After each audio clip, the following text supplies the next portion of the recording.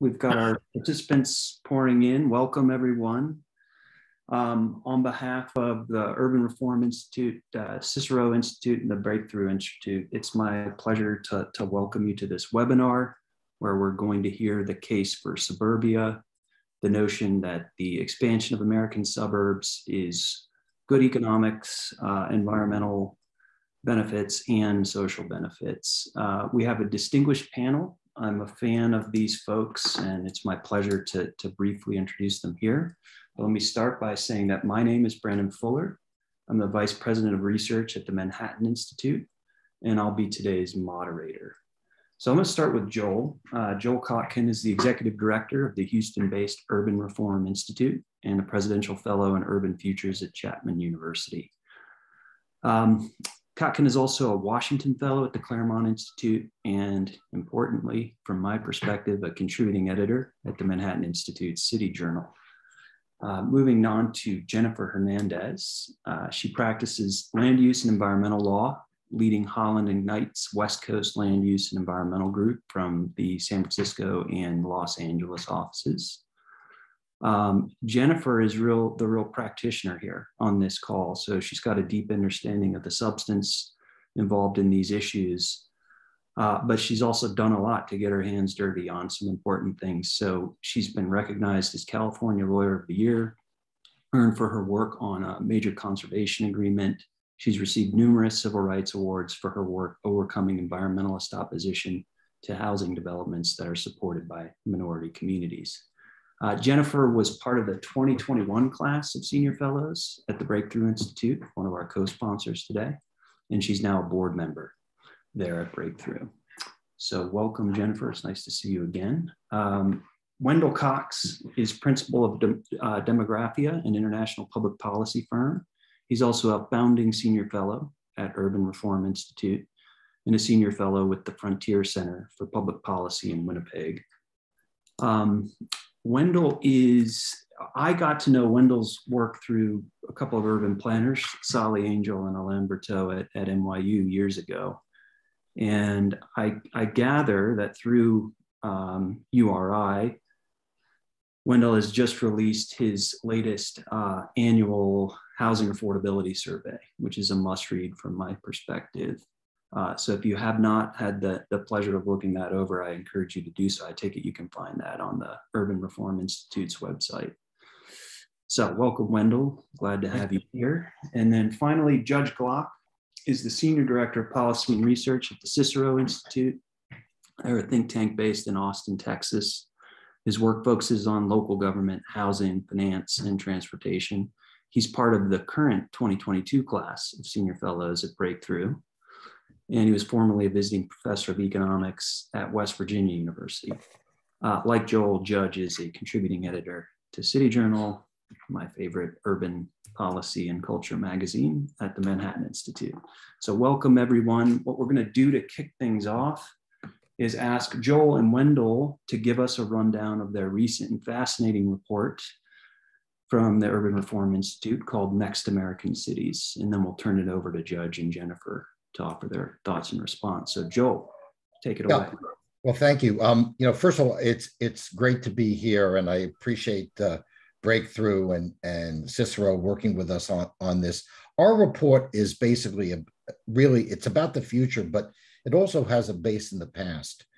We have lived in a period in which suburbia and even more so exurbia have been excoriated for every possible reason. It's whether it's racist or whether it's rich people getting away from poor people, or whether it's going to despoil the environment, or it's culturally stagnant.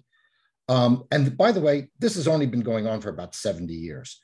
And we have, unfortunately, because the media tends to be based in the densest, biggest cities, and their coverage tends to be, everybody's moving back to the city because they and their friends are in the city.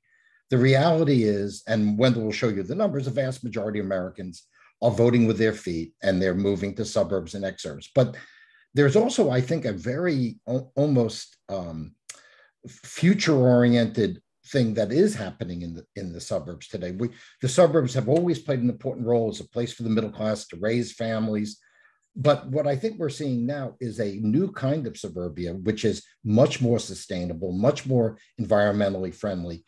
It's in part because of the revolution in dispersed work, which makes suburban and even exurban living not only more possible and economically attractive, but also much more environmentally stable. We have to remember at the very end that the move to suburbia, if you go back to Ebenezer Howard, was really not about how can we create a worse environment. It was about creating a better environment. Howard saw what was happening in the inner cities and thought that something else had to be done. So in the report, what you'll do is you'll become familiar with some of the earlier, more successful developments like the Woodlands or Irvine, and some of the new ones, which are even more environmentally friendly. So at the end of the day, what this is really about is the great ability of Americans to reimagine themselves and create their own reality.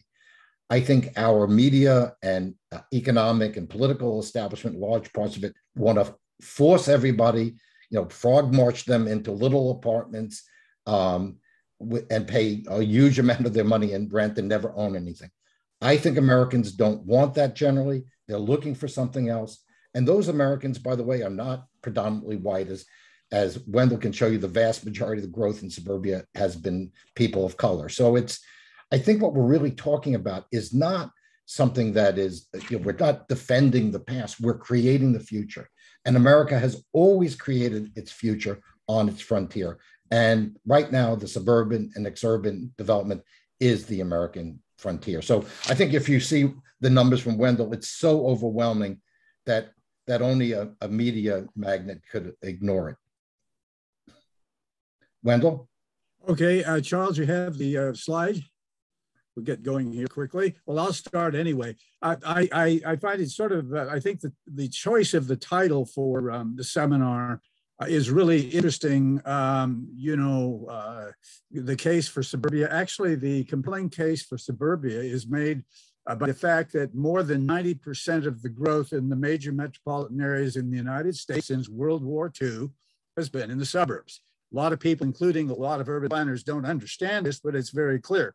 And by the way, that does not include the vast suburban expanses in places like Phoenix, Seattle, Austin, et cetera, where we've had huge annexations in the last 70 years. And I would take issue with Joel on one thing. I would date the media's disaffection with suburbia to about 150 years going back to the UK.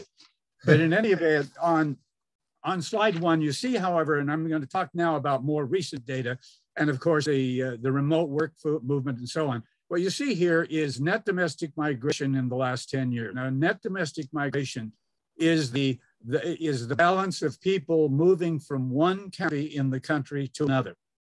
We don't have data below that level, but you can see the red line is the central cities, and it's been going down very significantly. And notice at only one point did it come close during the last 10 years to even being even.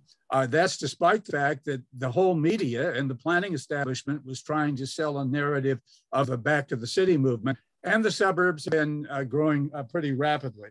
So what we did, though, is we said, all right, let us go back and see what's been going on, because you see there is a big change here. What has been noticed by a number of people, including Bill Fry at Brookings, is starting about 2015, domestic migration shifted rapidly to smaller communities, smaller metropolitan areas, micropolitan areas, and of course, to the suburbs. And so what we decided to do is let's go back and look at the 50 counties in the country that have the largest, the highest domestic migration rates since 2010, excuse me. And so we did that, we looked at that. And if we go maybe to figure 2 at this point, what we show here, Charles, figure 2, what we show, this is based upon a city sector model, which I've created to basically look at demographics at the zip code level around the United States through the ACS data. And we classify the major metropolitan areas into 5 classifications. The 3 last ones, inner suburbs, outer suburbs, and exurbs, are obviously the suburbs. And you can see the growth rate's much greater there. During the 2000s, or I should say from 2000 to 2017, because the latest data we have is 2015 to 2019 survey data, more than 90% of the growth was in the suburbs. So what has been going on for a long time in this country, it continues to go on at this point. Let's go to figure 3. And please, somebody tell me if I'm getting too long-winded here. Highest growth counties. These are the 50 counties with the highest domestic migration. You can see that the employment there is rising too, rising considerably faster than the rest of the nation. And this may be surprising to people who, looking at downtown Houston or Manhattan or downtown Seattle, might say, well, that's got to be where all people work. Well, no, not at all. Only about 20% of the employment in Metro New York is in Manhattan, and about 5% of the employment in Metro Houston is in downtown Houston, and less than 3% of the employment in Los Angeles is in downtown Los Angeles. In fact, Peter Gordon at USC and another colleague did some research 20 years ago that basically showed that 70 to 75% at the least of jobs in every major metropolitan area, including New York, were not only not downtown, but were not even in the edge cities like Galleria or Newark, and Newark isn't really an edge city, or Century City, for example. Let's go to figure 4. One of the things that we get as we look at the growth of these high growth areas is the average children per household. And I use age 5 to 17 because that's the age of, that's school age. A lot of people, there's been a great movement of younger people into urban cores in a lot of areas. And for example, I was in Manhattan recently and noticed, on Saturday morning, a whole lot of kids being wheeled around. But by the time they get to 5 years old and start going to school, you can bet an awful lot of them have moved to the suburbs, and that's what's going on. So what you have here, we broke the high growth counties into 2 groups because one of the kinds of high growth counties you get are essentially the retirement communities, especially in Florida and Arizona. And so we basically said, let's separate out the counties that have a higher than average growth, higher than average senior citizen population, and see how that works. So if you exclude the high population seniors counties, what you find is about a 50% higher or more rate of children. Let's go to figure 5. This is one of my favorite subjects. I keep hearing, even to this day, of the white suburbs. And the world has changed. I mean, that the population of the white non-Hispanic ethnicity in this country has barely changed in 25 years. Yet at the same time, we've added a lot of people. This looks at the 50 fastest growing counties to show you that we have a broad, diverse number of people that are growing, that are moving to these places. You can see the white non-Hispanic is up a bit. African American is up by a much greater percentage. Asian is up by a much greater percentage. Hispanic is up, and overall foreign born, a completely separate category. So the suburbs have become significantly more dispersed. Let me move to slide 6, and this is just a very close one. One of the major things that public opinion polls continue to suggest is a great affection for home ownership in the United States, and frankly, usually for the single family house, or certainly low density housing like perhaps townhouses and so on. And here in this chart, you see a comparison of the urban core housing, home ownership issue, and the suburban, and you can see in each ethnicity, other ethnicities, especially African American, following a bit further high, but the same dynamic is occurring, the aspiration to home ownership. Let's move now to what we think is the biggest issue going ahead and how we're changing, and that's issue 7, that is figure 7.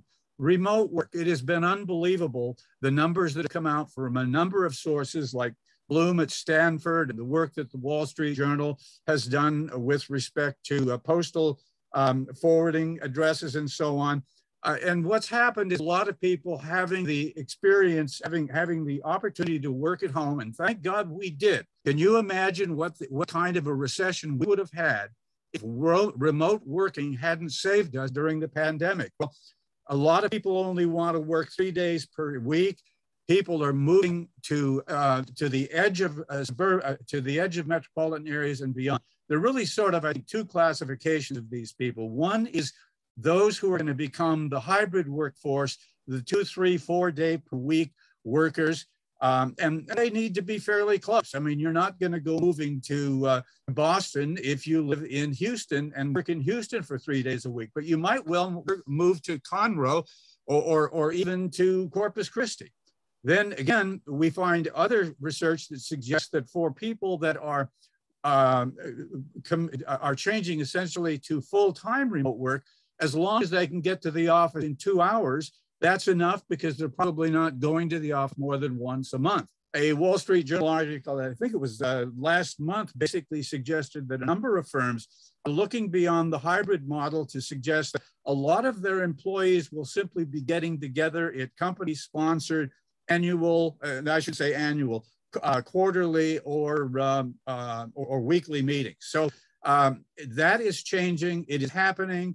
And just like the move to suburbia that occurred not only in the United States, but everywhere in this world where people are wealthy enough to do it, that has happened despite the fact that the planning community has been demonizing it now for well more than a century. My own view is this is going to increase even further. We have, I mean, the metaverse is coming. The day could come where we could sit in a meeting like this and each of us would be sitting around the table and I would think and you would think that we're all real. That's the ultimate. We also have the situation, gas prices are going to be going up too. We don't know how much they're going to go up, but if the Ukrainian situation doesn't improve, that's going to happen fairly soon. And we are now looking at a situation where 2 years worth of employees generally, at least in the office world, have not even gotten to the office. And then finally on figure 8, one of the great concerns is greenhouse gas emissions and the extent to which they are produced by automobiles. And here's what's happened during the pandemic.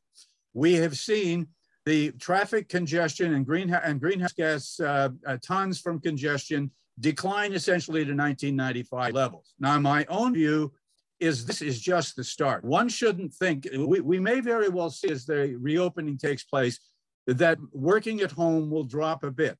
But in the long run, it's going to get more and more because technology is going to bring it, and the migration and the ability to work anywhere we want, as it were. And work and live anywhere we want. Anyway, I think that's it, and I'm happy to answer any questions, etc.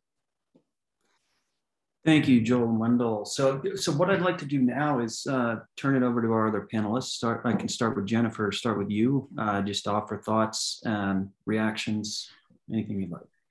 Yeah, so I mean, California sort of is a microcosm, I think, of what's now clear across the country, which is that we have not built enough homes for the millennial generation in California. That freeze frame of home construction is most acute in cities, but that's actually also a pattern that turns out to be the case in other states. California has long derided, quote, sprawl, which is generally defined as a single family home or even townhome type product, even in entirely existing city limits, even if surrounded by development. So converting a golf course to townhomes that's surrounded by existing single family homes is derided in sprawl as sprawl in California. And we just had a court case disagree. That preference is really for policy preference, high density, transit dependent housing, which is the most expensive housing we know how to build. It also is assumed to be lower in greenhouse gas emissions but the only people who can afford $5,000 a month rents tend to have higher income, and carbon emissions really track household income much more than whether you do or don't ride your Tesla to work or your electric scooter or some bus somewhere. Transit ridership has been collapsing even before COVID. In Los Angeles, which has higher population densities than anywhere else in the United States, including the New York metropolitan area, even before COVID, we had more remote workers than we had transit users. And that is a trend that has just been exacerbated.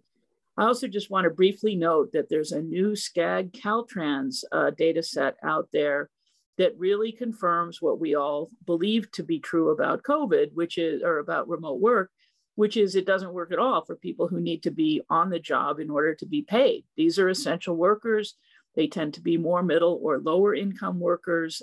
Keyboard economy people with college degrees are much more easily able to work remotely. But it turns out this study, which focuses on broadband, high-speed internet, virtually as a transportation mode, because it substitutes for trips. So even workers who go to the job and have to be close to the job or have to deal with long commutes, even they are increasingly using broadband, and more broadband would make people use it more for trips like to the bank or to the grocery store, or they're ordering in, and then you get the efficiencies of delivery. We're changing in ways that are simply not friendly to what I'll call what did Phil Washington call it? The enviro transit machine or something, where you study everything for about 10 years and then move on to the next city and study everything for another 10 years and almost nothing gets built. Or you keep operating buses that don't get used. SCAG's also done some, actually UCLA too, has done some amazing work on showing why transit doesn't work, where it doesn't work, who's not riding transit. So this whole concept of greenhouse gas emissions, need high density transit dependent housing is simply not turning out to be what people can afford or that meet their needs. Finally, I'll just note my favorite fact about California climate politics and policy, which is that the metrics are fake.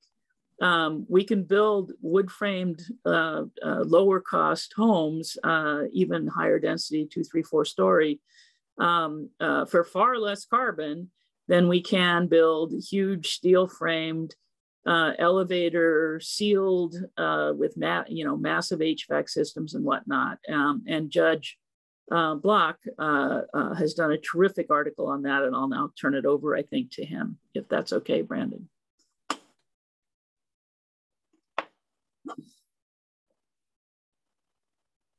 Perfect. Thank you so much, Jennifer and Brandon. And yeah, I'd just like to address two issues that I think are important in the sprawl debate that everyone has brought up, but I'd like to elaborate on.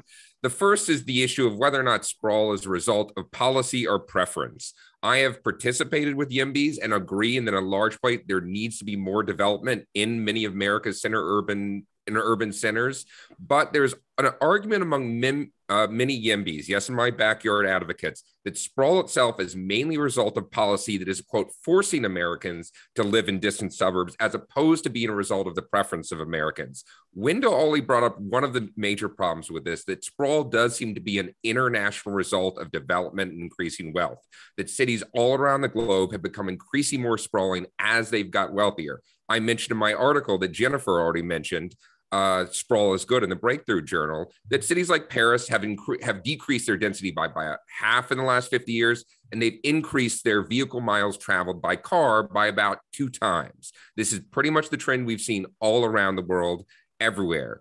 The argument that sprawl itself is the result of policy also ignores why people in America seem to be moving to more sprawling areas. If it was merely a result of forcing Americans to live in sprawling areas, why would you see growth rates in Atlanta and Phoenix and in Austin of about 1,000% over the last 70 years, as opposed to much denser areas like San Francisco or New York of just about 50%?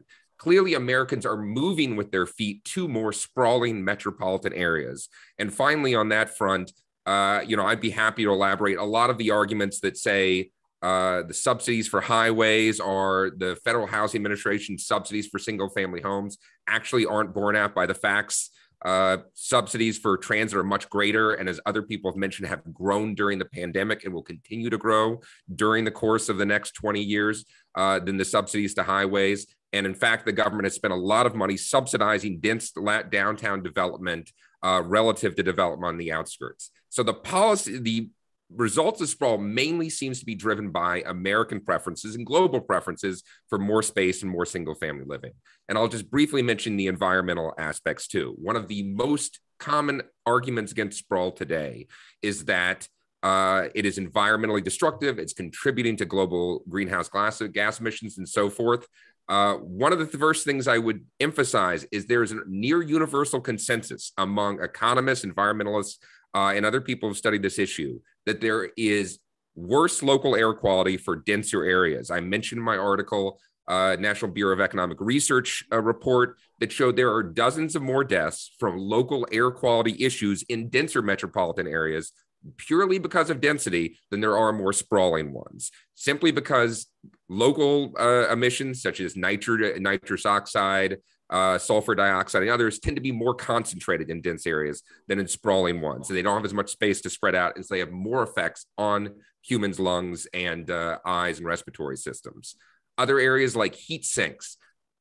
For all the talk about global warming mitigation and what we can do to ameliorate those, NASA, many other reports have shown that dense areas are more likely to be heat islands, as I said. They're much likely to have 2 or 3 degrees Celsius higher temperatures than the more sprawling areas around them. And this will be exacerbated as global warming continues. So concentrating people in dense downtown areas is not going to solve global warming. In fact, in many senses, it will exacerbate them. And finally, as Jennifer mentioned, there is plenty of evidence that, in fact, taller buildings are worse for greenhouse gas emissions and energy efficiency than shorter buildings.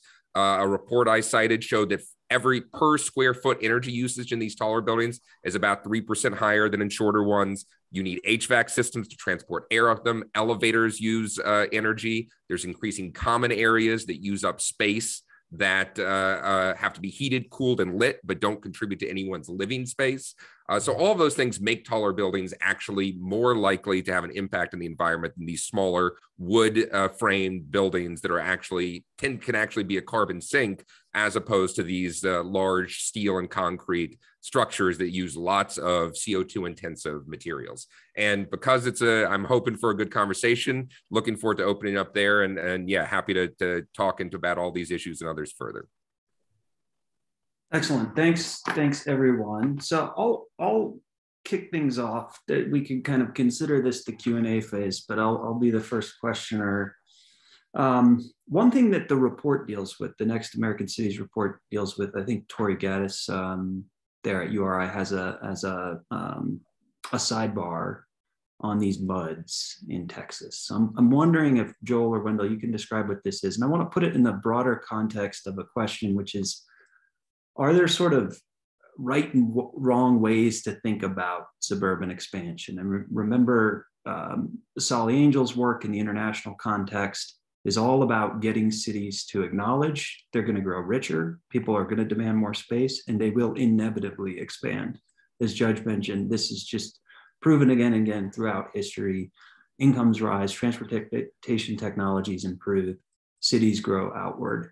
And if you put your head in the sand about that, particularly in a low-income country context, you're going to end up with expansion anyways, but it's going to be informal expansion, and it's going to be expansion that actually can be quite harmful to the city's residents. So I'm wondering if there's a similar lens through which we can think about suburban expansion in the United States. So this idea of MUDs that's raised in the paper is just sort of one angle. There's an appropriate way to kind of self-finance, say, suburban expansion in the States. But are there other things we should be considering from sort of a planning perspective as well about getting this right? Well, I'm gonna ask Wendell to deal with the MUD issue, but I think that what we really need to do is we need to have a planning policy that prioritizes people as opposed to ideology, which is really what we have now. We have to begin to think about the implications of the expansion of online work. And we have to start thinking about how do we begin to create a more vital multipolar environment. I mean, the attempt to force everything into the downtowns doesn't just have the impact of helping a few developers. What it also does is it also creates a situation where people, if they want to work, let's say in downtown Houston, but they can't afford prices in Houston, they end up going further out, or they can't find the environment that we want. I mean, one of the best policies if cities want to attract people is fix the education system. Anybody who has children can tell you that you cannot send your kid to most inner city schools or big city schools like Los Angeles. So I think that if cities want to come back, they're going to have to find a way to deal with things like crime and issues like education. And until they don't, people are going to keep going out, and they're keeping going out further. Now the question is, do you have a policy environment where you can build the kinds of communities people want? And in some places, like in Texas, but also Colorado and some other places, it's happening. The MUDs are a particularly effective tool, and maybe Wendell can explain a little bit on that. Sure, I'll do that, but let me start with one of my other favorite things, and I'll move to the MUDs. I think, first of all, we need to recognize that planning is not the answer. It is planning that has gotten us into this difficulty. Think about it. All of us sitting around this table here in this virtual world, if we decide we want to have a new Toyota or a new Chevrolet and we go down to the dealer, we're all going to pay just about the same thing. I don't care where we live, okay? If we go to the grocery store, there are going to be some differences, but not many. We go to the furniture store, the same thing. The only place where there is substantial difference in product price is housing. And why is that? Well, the evidence is very clear. There's all sorts of economic research out there that has shown a strong correlation between stronger land use regulation and higher house costs. And you know, the problem with that is once you've gone down that road, like California has gone down that road, you create a constituency for poverty. Because if I am living, and I don't live in California, if I'm living in California and my house, which I pay $200,000 for, is worth $1.5 million now, you can bet that I don't want it to come back to where it should be. You've created a group of people who really, by their actions, are in fact favoring poverty, because you increase the number of people that cannot afford market rate housing, and there is no way that this country is ever going to come up with enough money to provide decent, low-income housing to the people that need it.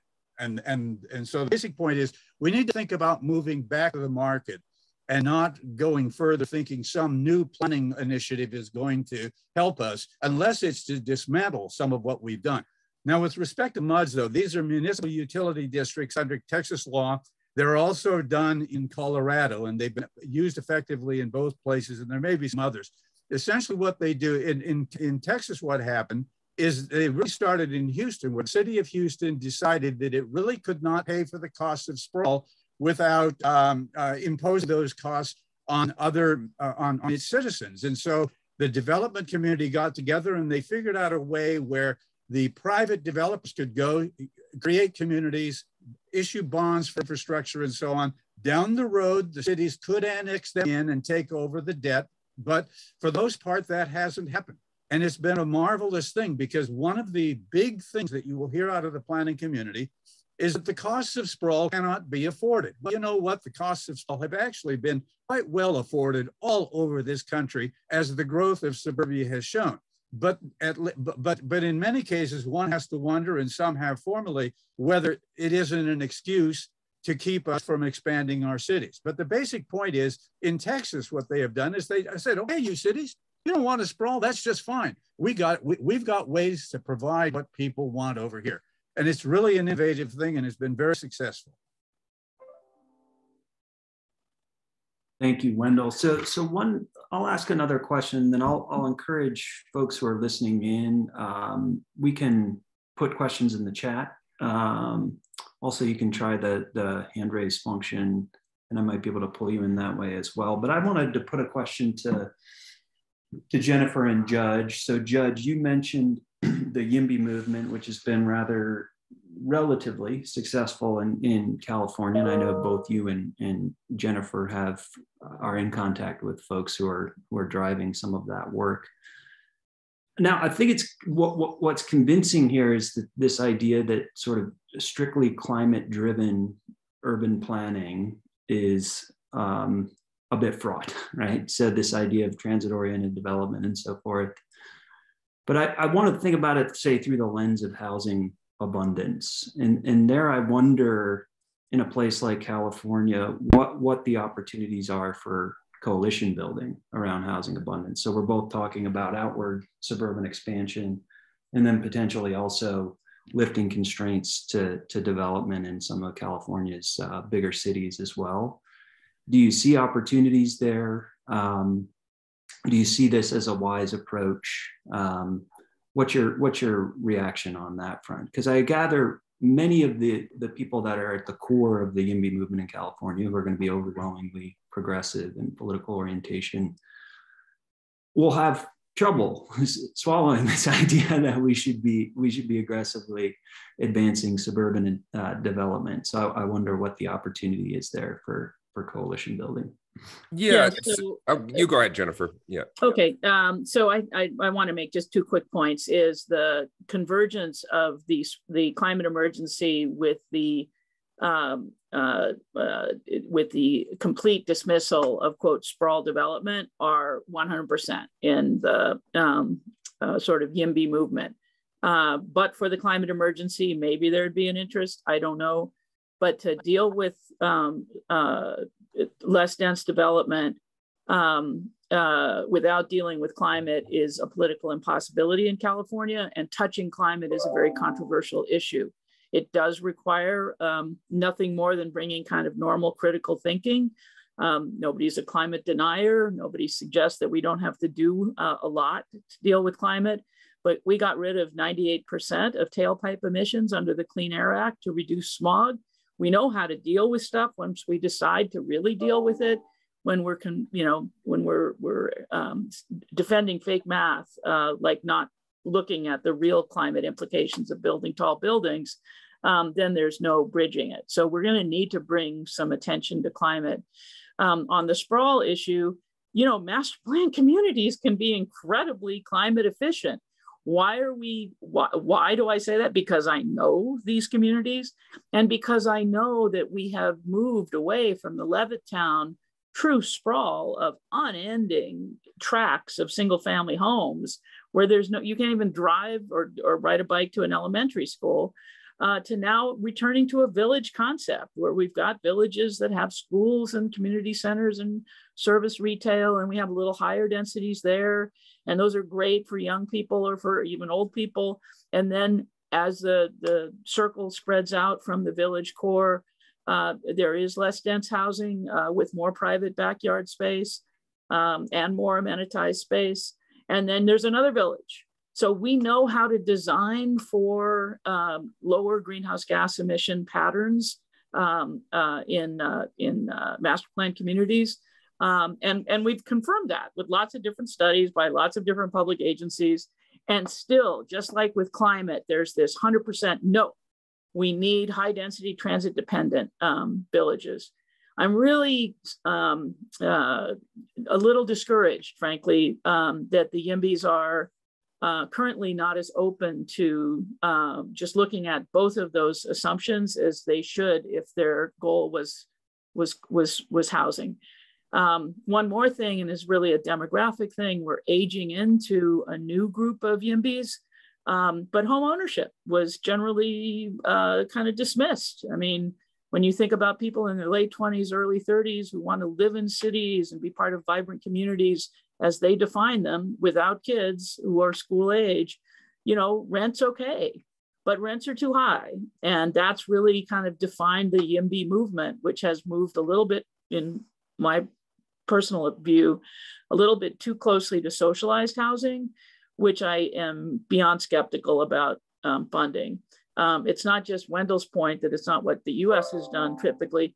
We've now driven the cost of those units, even studios for homeless, up to about $600,000 per unit in California. We can't mint enough money to meet our housing needs with that model. So my view of the YIMBYs is they need to go back and look much more closely at the math of climate and housing, and be a little more respectful of the role of home ownership, both for their generation and for aspiring families who typically don't have the educational attainment or income levels of the average YIMBY. Judge? Yeah, I largely agree. And one of the things that, I like to say is that the YIMBYs absolutely have the right diagnosis, and it's the one that Wendell elaborated on, which is there is not enough housing. That's the simple story. If it was, I always wish there was some complicated econometric evidence I could have used to explain why housing prices are so high in California, but it's not. It's just not enough housing.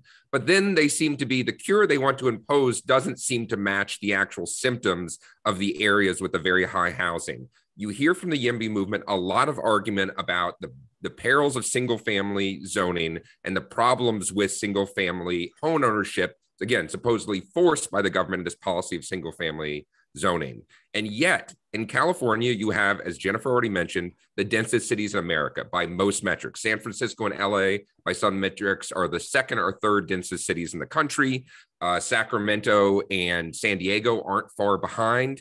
And yet the most sprawling areas are in America. Those, in fact, with lots of single family zoning have orders of magnitude cheaper housing over there. While you have, as Wendell's reports have shown, median home price to median income ratio of around 9 or 10 in areas like San Francisco or LA, these very dense cities with very little single family homes. You have in most of the US until very recently, price to income ratios around 3 in Nashville and Atlanta and Dallas, even areas with abundant amounts of single family home ownership and single family zoning. That doesn't seem to be the issue. The issue seems to be that massive amount of space that is not used outside for more single family development. I often like to cite the fact that the 40% of the 9-county San Francisco Bay Area is pasture land. It's cows. They have plenty of space to develop out there, and they refuse to use it for those cows belching greenhouse gases. Instead, they'd rather focus on the dense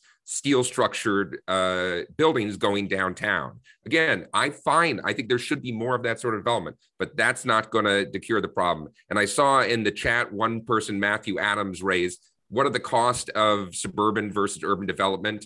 As Wendell already mentioned with MUDs, I think it's less important in the sense because they've largely been internalized. If sprawlers are, quote, paying for their own costs through MUDs and elsewise, public should have no problem with that. But I would also say there's, in fact, an immense amount of evidence going back to, I believe, Alan Ladd in about a 1995 article that showed that as areas get denser, the costs of public services do go up. There's not just sprawling costs. In fact, there's costs of congestion and density. And anyone who's seen a construction project in New York City knows it's not cheaper to dig up the ground or dig up something in New York City than it is somewhere out in suburban New Jersey. That seems to be the fact in the argument that, oh, well, merely because the line of the electric wire or the sewer pipe is longer in suburbs, it must be more expensive. The evidence just doesn't seem to bear that out. In fact, in general, it tends to be, except for very low densities, we're talking, fewer than 1,000 people per area. It tends to be more per square mile. It tends to be more expensive in those dense areas. Thanks. Yeah. Joel, I see you have a hand up, please. Yeah, I just wanted to also emphasize the class issue here. The YIMBY movement is basically, generally speaking, well-educated professionals, very often people who are, relatively successful, and a lot of people who don't have kids. The constituency for the new American city, as we would put it, are families. A lot of them are increasingly are Hispanic, African American, Asian. And there are people who are trying to get some sort of beginning of some sort of asset that they can have over the long run. So there's a class issue here. And my sense of it is that there are many people, particularly who are opposed to suburbia, who themselves grew up in suburbia. Maybe in some cases they are sort of rejecting their path. Meanwhile, the people who come to America, you talk to people who've come here from Iran or from Mexico or from almost any other country, their idea of the American dream is not living in a studio apartment and taking the bus to work. Their idea of the American dream is a house in Irvine and a car. Wendell, please. Yeah, thank you. The discussion of transit-oriented development is very interesting, and the idea that we're somehow going to reorienting everybody and get a huge increase in transit ridership, not true. A lot of people are not aware of the excess research that's been done by organizations like the University of Minnesota Accessibility Observatory, where they've actually gone out using the models and said, let us find out how many jobs the average person in a metropolitan area can get to by car in 30 minutes. And by the way, the average work trip travel time one way in the United States is about 28 minutes.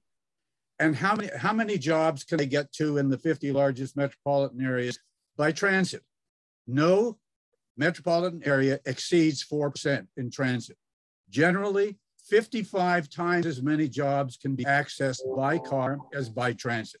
So when you put a low-income family in affordable housing on Metrolink out in Riverside, you really have done them no favor in all likelihood, because the number of jobs they can get to on that train are very small, and they are going to have cars. And that evidence is widespread now. It's now international. It says the same kind of thing, and it has been completely ignored. And just to suggest there are other things that the planners need to be looking at as well, and not sort of ignoring. Thank you. So we've got a number of questions here. I'm gonna pick one here that is related to some of what we've been talking about with respect to California. So this one is, can one of you speak to policies like urban growth boundaries? All right, that'll be fun. And then they say San Francisco zoning, minimum parking requirements, and their impacts on growth in the suburbs versus the urban core. I'm gonna add to that by just, we're talking a lot about single family zoning, which of course not all single family zoning is created equally. And I think in some respects, like you might even see large differences between some of the master plan communities to talk about in the report. So also like even thinking about single family zoning and what opportunities there are there for flexibility and respecting market demand. So that could be things like street width, that could be things like setbacks, minimum lot sizes, these kinds of things. But I think generally they're asking about land use policy. And I thought growth boundaries in particular, and greenbelts and so forth might be interesting to bring up in the California context. So whoever wants to take it. Yeah, let me jump onto that. The planning community is largely ignorant of the international research that has been done on green belts and urban growth boundaries. What happens at an urban growth boundary on the assumption that you enforce, what happens at the urban growth boundary is the price of land increases substantially and forces the price of land throughout the urban area up higher. And so, for example, if you look at our Demography International Housing Affordability Survey, before the pandemic, every one of the urban areas or metropolitan areas had a median multiple of more than 5, has urban containment policy, which is green belts and urban growth boundaries. So the point is that these policies seriously increase the price of housing, not just on the periphery, but throughout the urban area. And that research has been done in the States, in Australia, in Europe, the UK, etc. Anybody else want to weigh in on that?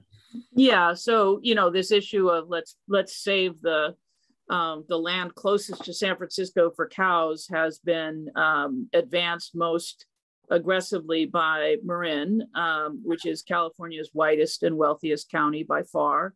It's the only county west of the Mississippi that's ever been held liable for racially discriminatory housing policies. Just 2 years ago, the elementary school district in Sausalito, which is the closest town to Sacramento, was found guilty of intentionally racially segregating its elementary schools. This is one of our colleagues, David Friedman, called it a darker shade of green, right? This is an intentionally racially discriminatory county that couldn't be more full of environmental supporters and progressive voters in their own mind. We've been in hearings in that county, where people are very open. We don't want those people, those gangs, in not just affordable housing projects, but apartment projects. And so to ignore racism in the environmental community is to blink at history. And there was a whole round of mea culpas after the murder of George Floyd, which kind of came like a wave and then receded. And now we pretend it doesn't exist anymore, from the environmental leadership acknowledging the racism of their past and ongoing policies. Greenbelts absolutely constrain not just housing development, but affordable housing development. And when I say affordable, I mean affordable by working families.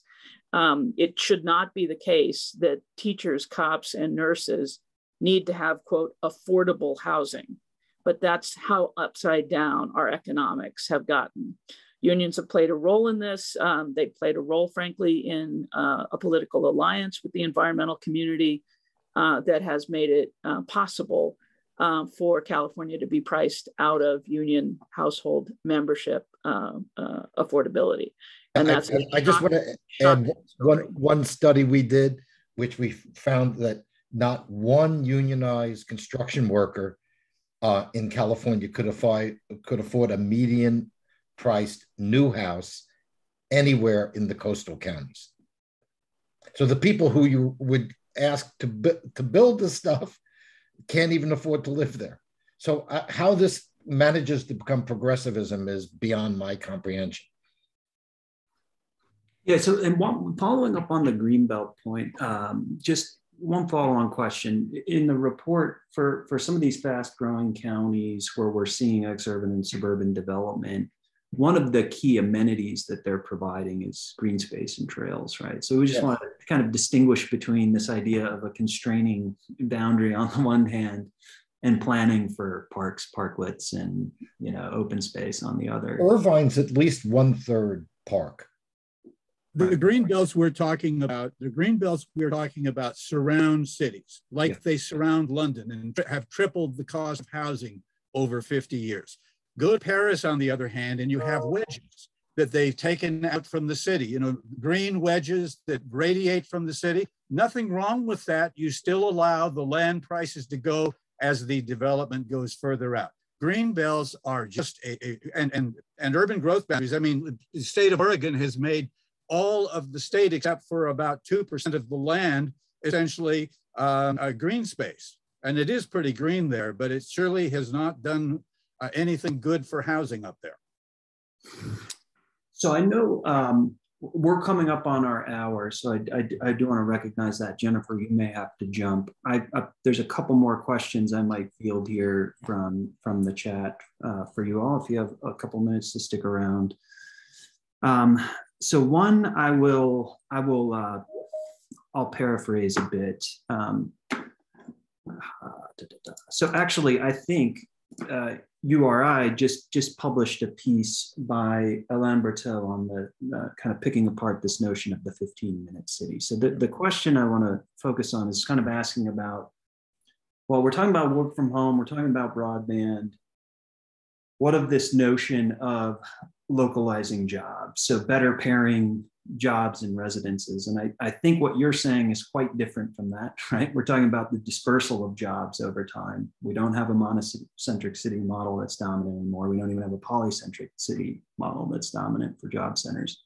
We're seeing what Sally Angel called a constrained dispersion of jobs in American cities. But I want to give you guys a chance to clarify where you stand on this notion of trying to kind of like match residence and job to some ideal commuter shed, for example, because this is something that comes up in smart growth discussions. So that's kind of the one element of this question. So well, there's a reason why Hayek talked about the fatal conceit of planning. I don't know how there could be a planning regime that could do that.